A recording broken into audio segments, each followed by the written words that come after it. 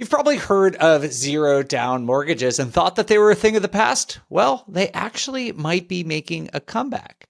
Do you have any idea how much the price per square foot in the US has grown since the pandemic? Or what product is being hit hardest by interest rates staying high?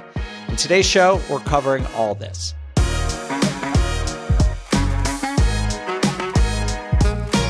Hey everyone, this is Dave Meyer and welcome to On the Market. With me today is the whole panel. We have Henry, James, and Kathy. And the whole crew being here means we have a headlines show for you.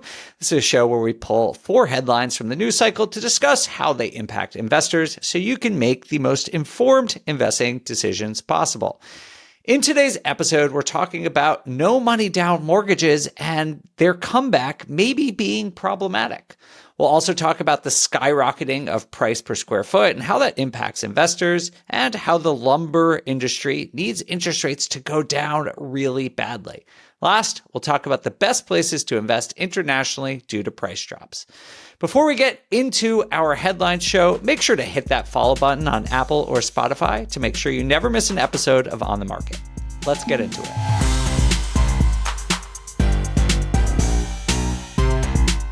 All right, the first of our 4 headlines today reads, a shady financial tool from the housing bubble era is making a comeback. The story comes from CNN, and basically the point is the zero down mortgage is making a comeback. A company called United Wholesale Mortgage rolled out a new program that allows first-time homebuyers to secure their purchase with no money down.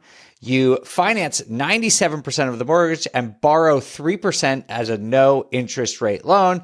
However, upon the sale of the property or a refinance, this 3% no interest loan is fully due. How clever of them to come up with this. Now, Kathy, I know that you were a loan officer back in the quote unquote ninja days, which stands for no income, no job loans. Did you ever think we would see again a day where zero down mortgages were available? I actually don't have a problem with no down payment loans. The problem always in real estate is if you can't make the payment. If you can't make the payment, no matter how much money you put down, you're going to be in trouble. And people who put down big payments still lost their homes when that payment adjusted. I mean, we're seeing it today in commercial real estate. So I actually really support this idea. I think there's a lot of people who would love to own a home. They don't have that down payment. Inflation's been so high, everybody's going to buying eggs. As long as they qualify for the loan and the payment, I think it's fine. Now, if for some reason values went down, they just need to not sell that property, so if they can't live there, they have to be able to rent it out. If the rents are about the same as that payment, they should be fine, or at least have reserves set aside so that if instead of making that $15,000 down payment, have that in a bank for tough times. So I'm all for this. Just don't overpay would be the key. Like, don't be in a market that is already starting to see prices decline. Be in a growth market and where there's not enough supply and lots of demand. And I think that this will help a lot of people get into their first homes. I'm all for it. Kathy, can you just explain briefly why for this type of loan, it is particularly risky to overpay or if prices decline? Or if you're not planning on living there for a long time, right? So if you are forced to sell, then you could be in trouble because real estate does fluctuate month to month. I mean, if rates went up for some reason, it might be hard to move that property if you had to sell it. If you were in a situation where you lost your job and had to move on or got a different job somewhere else and couldn't rent it out. So it always comes down to stress. If you have to sell and the timing isn't great, that's where you get in trouble. So real estate, unless you're a professional flipper, it's hard to time. So make sure you've got either plenty of reserves. And for me, I'd rather see, instead of a down payment, I'd rather see reserves. Because if people take all their money and put it in a down payment, they're not in better position. For me, it's like, be able to hold it, put that money in savings and don't touch it. So if there is a difficult time, you can hold that property and not be forced to sell at the wrong time. Man, I'm glad, Kathy, you said that, because I thought I was going to have to come onto this show and fight y'all over this. I thought for sure y'all were going to be like, this is terrible. why would they do this for people? Look, man, I 100% agree. Like, we can't complain about affordability being a problem and about people not being able to get into homes. And then when someone puts something out that helps people do that, complain about how, it could hurt people. Now, are some people going to use this loan product and then end up in a bad situation? Yeah. But there are also people who are going to use regular loan products and end up in a bad situation. Like affordability is a problem. And some people are going to buy more home than they can afford. They're going to get in over their heads. That happens with any loan product.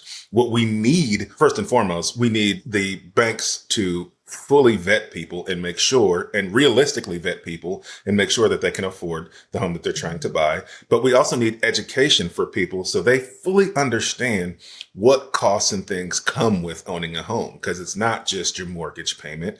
There's a lot of stories right now of people who bought a home a year or two ago, and now the taxes and insurance have gone up so much that they are in a place where they're struggling to afford their payment. So people need to understand, like, what are these associated costs with a mortgage? How can this go up over time, even if the value of my home goes up over time? And can I still afford this home in a year or 2 years? Because you're right.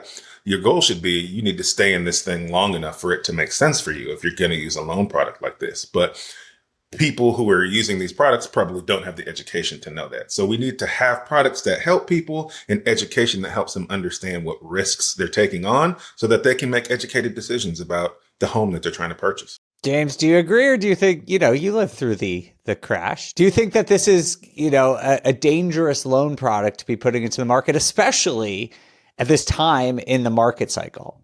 I think this article is all hype, and it's grabbing a bunch of different things from 2008 market crash and putting it together. The big issue with 2008 market crash, when it just unwound on us, wasn't the zero down. It was the liar loans that you could say you made whatever you wanted on paper and they were going to give you approval on that.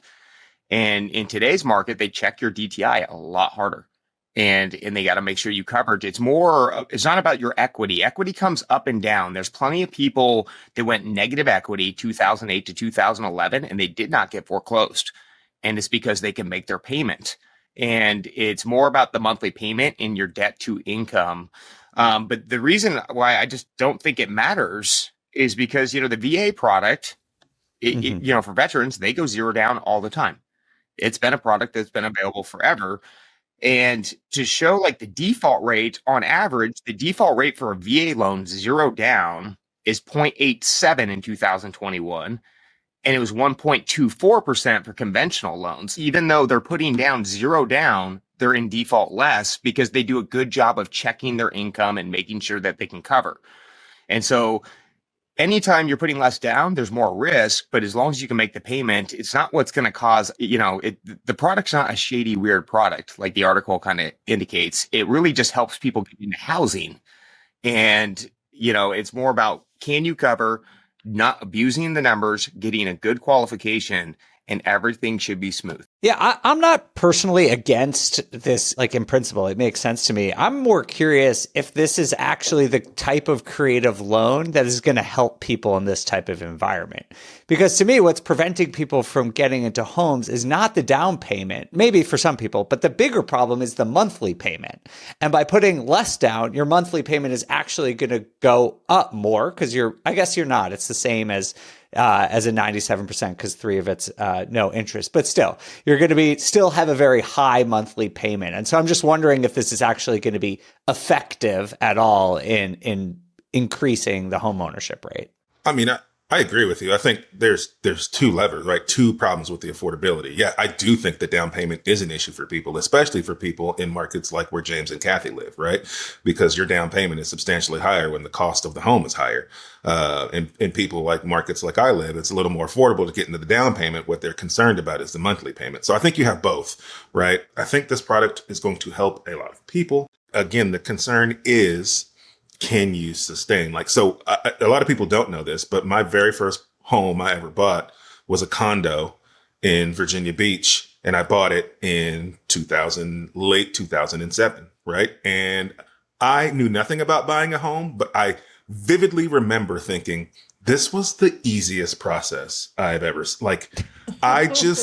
I literally just walked into the office of the condos where they were selling it. They had everything set up. They basically told me like, oh yeah, we get you approved. And I remember I put down, I think it was like a $1,000 or $2,000 earnest money check that I got reimbursed when I got my loan.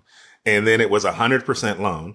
And the payment was fine and affordable. I ended up having to short sale that house, not because of the 100% loan that I had. I had to short sell the house because the market tanked and they started to sell brand new condos in 2008 for less than what I paid for my brand new one. Right. And so I was just upside down because of the values that went down, not because of the 100% loan. Like it's just, can you afford staying in that home? And I could afford to stay in that home. So it really wasn't a big deal. I short sold it because I had to move to Arkansas. Like what Henry just talked about was a very easy process back then, and it was. I remember I signed my first documents at Red Robin on the bar top. And I was like, oh, cool, I just bought a house. And I don't think my tips were verifiable at the time. Just for the record, James worked there. He did just like choose to close at Red Robin. He wasn't just eating dinner and signing docs. On your loan application, did you have to mention how many pieces of flair you had to wear at Red Robin? Yeah, I rocked my Letterman coat. But I remember back then, because it was easy to get a loan, but one of the risky things, and this is why I don't think the low down is a very risky, it's what it was in 2008. In 2008, the mortgage professional could pick the appraiser that would go out to these properties. There wasn't third parties, right? And so it's like, you got this Red Robin waiter coming and going, I want to buy a house. And it doesn't matter what it appraises for because the mortgage professional is instructing the appraiser of where they need to go with the value to get the loan done. And then it would just get done. And so there's so many more things that are now in check for when you're getting a loan. They check your DTI, can't be a liar. The appraisers are done through third-party systems, so the mortgage professional can't manipulate the values. And that's why it's a lot less risky than it was in 2005, 6, and 7, when it was just kind of made up numbers. Like anything you can start making up numbers, things can go awry. And I just want to say, you guys, the way I understand this mortgage is that 3% down payment that you're getting, I don't think you have to pay interest on it. Like, why wouldn't you not do this? Because instead of putting a down payment, you can go make interest on your money, so it's to me, this is just such a great opportunity and in no way similar to 2008. I'm so tired of these headlines that just take off and they're viral, especially when they're scary and comparing anything else to 2008. This is not the same thing. I was a loan broker then. I can tell you there was absolutely no verification of anything. That's why they were stated income loans. You could be a gardener cutting lawns and say that you're a landscape artist and make $100,000 salary. So today you are full doc. You have to show in every way that you can qualify for this payment. It's not like they're just giving out loans to anybody. It's a very different situation. The person who shouldn't do it is somebody who's just planning on being there for a short time and planning on moving, because then you will maybe be planning to sell. The only time that might work is if you improve the property and improve the value, because selling a home costs between 6 and 10%, so you've got to at least make 10% on the value to cover closing costs if you sell it. That's a great point. I mean, it's the same thing as a 97% mortgage, which has been around for a while, but you're actually just not putting down a down payment. So comparatively, if you're choosing between those two, if the interest rates are the same, this would be a better mortgage. So yeah, it sounds like we all sort of agree here. And just like with any loan product, the key is just that you understand it and fully acknowledge what you're getting yourself into before you commit to any of these kinds of things. All right, let's move on to our second headline, which is that a key home price metric has skyrocketed since 2019. And this is actually one metric that we don't talk about that much on this show. Basically, what this says, it's from Housing Wire, is that across the 50 largest U.S. metro areas, the price per square foot rose by 53% during the 5-year period ending in May 2024. And by comparison, the national median list price for a home jumped 37.5% during the same period to its current level of approximately $442,000. So, Henry, let me ask you, do you look at price per square foot when you're comping homes or considering what houses to buy? Absolutely. We look at price per square foot, 100%. Typically, when I'm comping a house, I'm looking at two values. I'm looking at what is the sale price at the average and the highest cost per square foot and the lowest. And then we look at what is the sale price based on total sale price in the neighborhood. So if I'm looking for a house that I'm going to potentially flip, I need to understand on the front side, what am I going to be able to sell that home for? And I want a realistic view of what I'll be able to sell that home for. And so when I'm analyzing a deal and I'm trying to figure out what's that sell price going to be, we pull price per square foot and we see what is the average and the highest price per square foot in that neighborhood that we could sell for. And then we also look at just total sale price, because even if I'm at the average price per square foot, my sale price might be one of the highest sale prices in the neighborhood. And then that would let me know that I need to be a little more conservative, because I don't want to list at the highest price in the neighborhood. Like, I don't want to have to set a record to sell my house in that neighborhood. I want to be conservative when I'm underwriting. So we take both values into consideration, but I'm not surprised that this value is up. If home prices are up in general, your price per square foot is going to be up. It correlates. But what do you make of the fact, Henry, that it's going up faster than prices? That essentially just means probably that smaller homes have prices going up proportionately faster than bigger homes? That's always how it works with price per square foot. So if your home is smaller, then your price per square foot that you could potentially sell for is higher, because if your comparable homes in the neighborhood are bigger, you're going to be priced around a similar size, but maybe just a little less. So if you're selling a house that's 1,200 square feet in a neighborhood full of 2,400 square foot houses, you're going to be able to sell it for a higher price per square foot, because the neighborhood is going to allow for you to do that. That tracks. Kathy, you invest in a lot of markets where houses are bigger, right? Like Dallas and Florida. Are you seeing the same kinds of increases there? Well, we do both. Our fund in Dallas, we were buying little tiny, actually 2 beds, because it was unique. And a lot of people are moving to the area and maybe they're single and they just have one room and one office. So it just depends. I don't pay too much attention to price per square foot unless I'm really comparing the same product. Because if you you can't compare a condo with a 4-bedroom house. It's going to be very different and it's not going to help you. But if I were looking at condos in the same neighborhood, I would absolutely, or 4 bedrooms in the same neighborhood, I would look at the price per square foot. As a builder, we use that metric for what's the cost to build per square foot. And then we compare that to the existing homes and the price per square foot that we could eventually sell it for. And we want to make sure there's a big difference there of what it's going to cost us to build versus cost to sell. So that's super helpful. But again, comping properties, it's never easy to just take numbers in real estate. These are not gadgets that are all the same that you could just sell.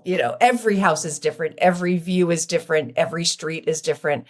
So comps are the better way to really gauge the price of your property. And at the end of the day, putting on the market and selling it is how you absolutely know what the value of your property is at that time. That's great insight. Thank you for clearing that up, Kathy. I appreciate that. And James, do you see this the same way? Do you rely more on comps, more on price per square foot, or do you sort of use some combination of the two? With price per square foot, we use it mostly for new construction when we're evaluating developing out a site. Because typically with new construction, you're going to get a more baseline evaluation on a property. It's going to be very similar for new construction when you're going to sell. With the renovations, there's so much variance in what the finished product is, size of a property.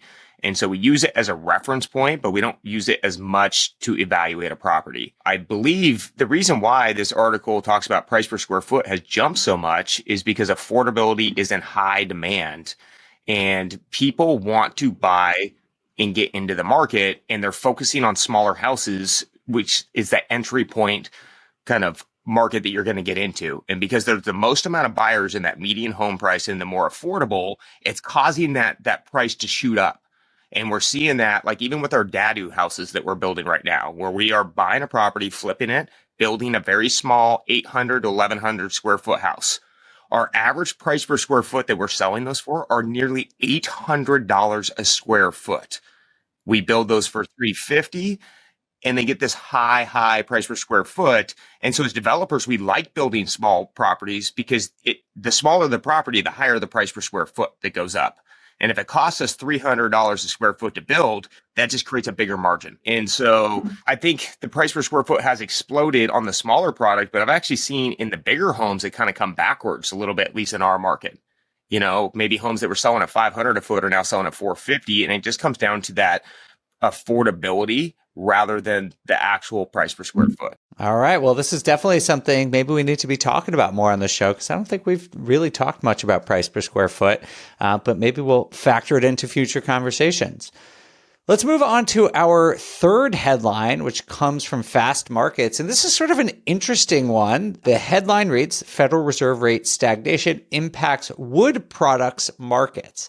And this is, again, something we haven't talked much about, but it's an interesting article that touches on some of the secondary impacts of high interest rates.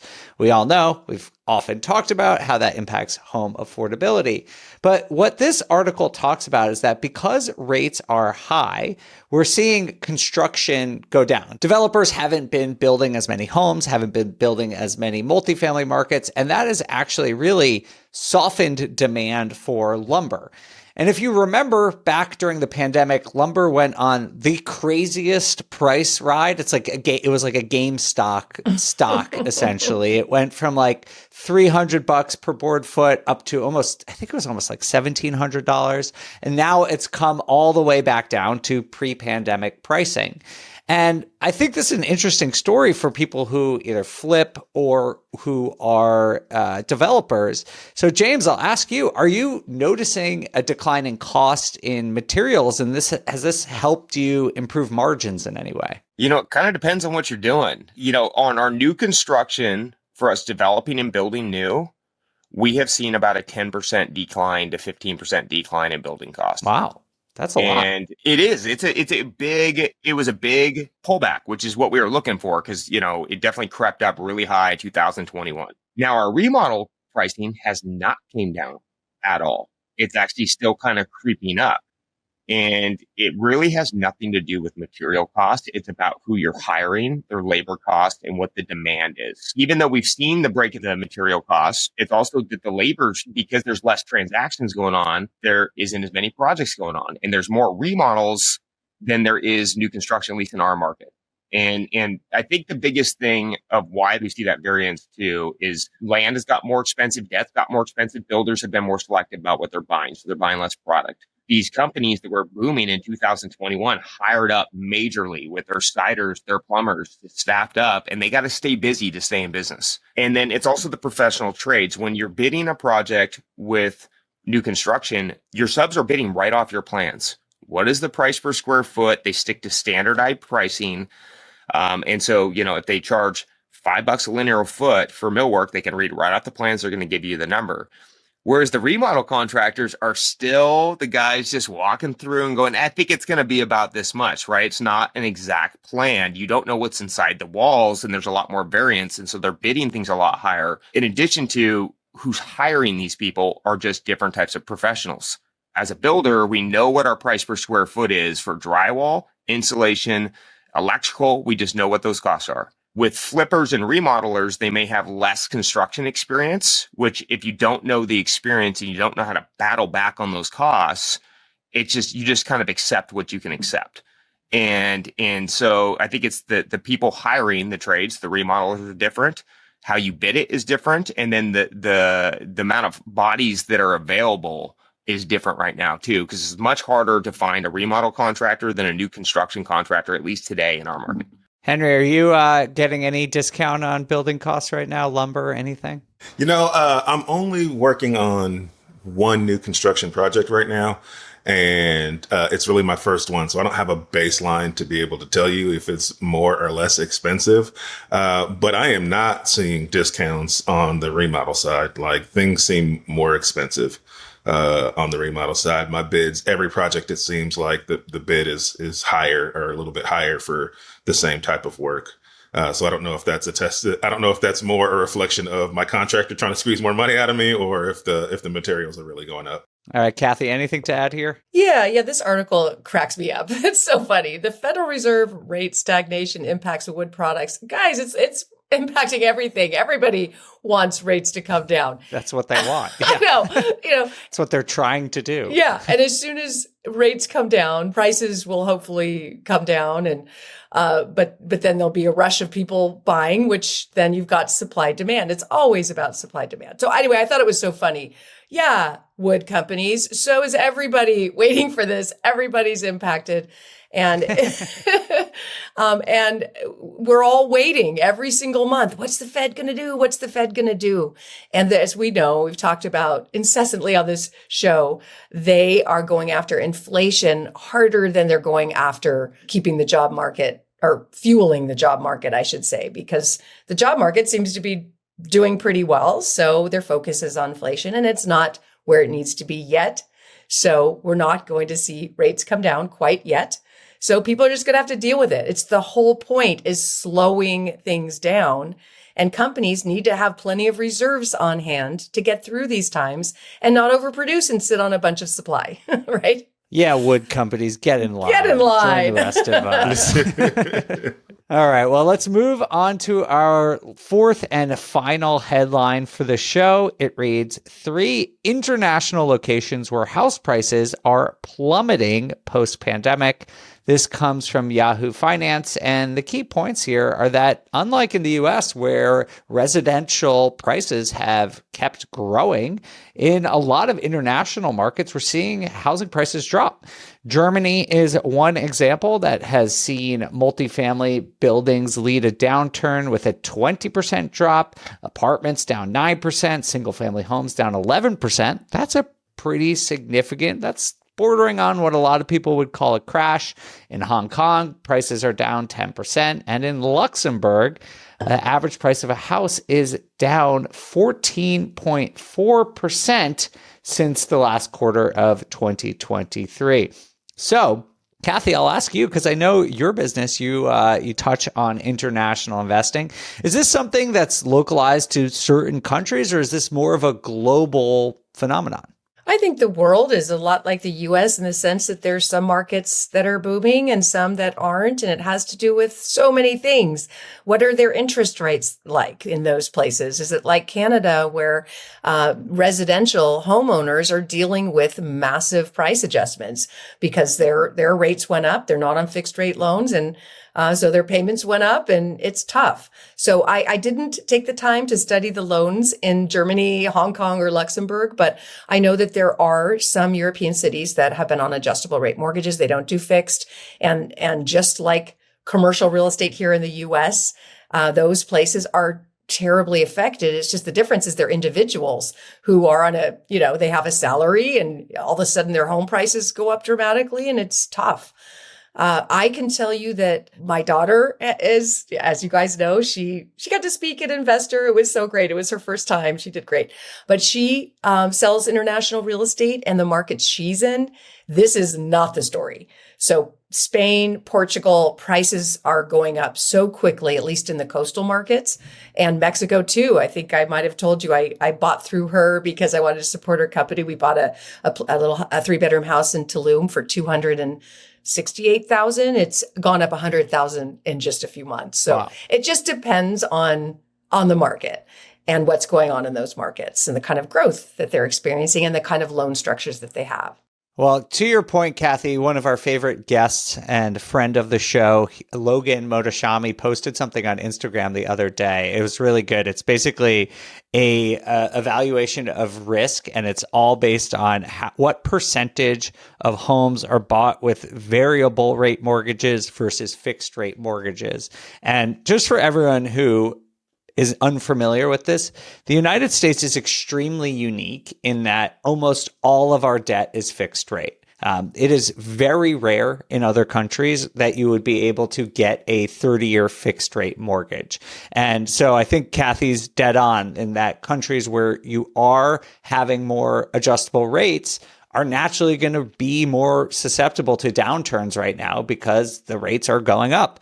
In countries where people can lock in low rates over the last couple of years, there's going to be less vulnerability. James, Henry, would either of you ever consider investing internationally, or you're just happy in the USA? I explored Australia really hard, and I really want to invest there, but it's tricky. You got to get a golden visa. You got to invest 1.25 million to get yourself in. You're basically buying that golden visa. I'm a backyard investor. I don't even like crossing state lines, so let alone oceans. I would definitely look at it, but I would be more concerned if I'm looking at anything. I'm going to look at, yes, what the market's doing, but also what's the government doing. That's going to be my biggest concern. How much government control is, what rights do they have? How do they control the banking? We're lucky in the US to where we believe in capitalism, free trade. We can go around and buy, we don't have to worry about people taking our property. We can get access to debt. If that changes, it doesn't matter what's going on. If the government decides to change a bunch of things around, it can make it very hard. And so like, if I was going to invest internationally, I'm going to actually focus on government policies over even what's going on in their economy. Like Hong Kong, there's no way I'm buying in Hong Kong. It's just, there's way too much government control. Even though it could be a thriving economy, I'm still staying clear from it. And so I'd be more about the government and what they're doing in their policies than I would about the economic conditions. Henry, if you had a dream country you could invest in, where would it be?